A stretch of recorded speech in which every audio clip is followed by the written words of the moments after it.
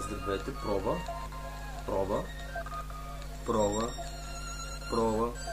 Забиване.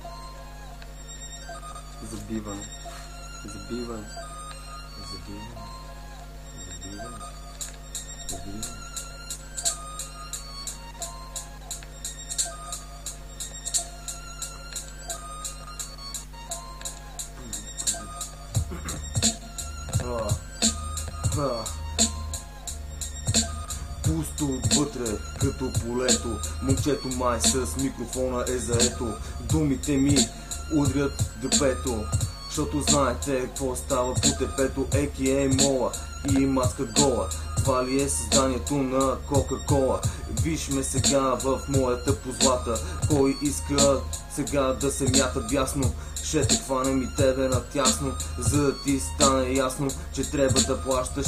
Искаш ли сега срещу мен да крещиш, или от болка просто вените си ще изкривиш пак в абстиненция? Master MC е друга агенция за крила на умовете, затова сега от мене се пазете. Новия доктор в бялата си риза, кой сега мене ми го облиза? Едноокия питон, имам ли нов нагон? Ето неизвестен с нов лирически патрон. Вземи тоя фургон с римите, абсолютно цял тон.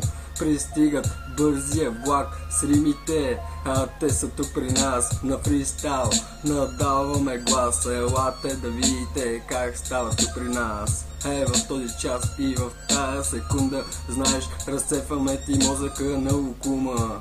Както го правим с всяка една дума, всяка една постановка. Всъщност сцената беше много проста. Момчето плеска тая шиба на поста, искаше да вземе нова мостра. Абе, сори, ще ти дойда аз на гости, да вземе и ние да се кози. Исках да кажа само с наши хора да се пуши. И какво може да се каже фристайла?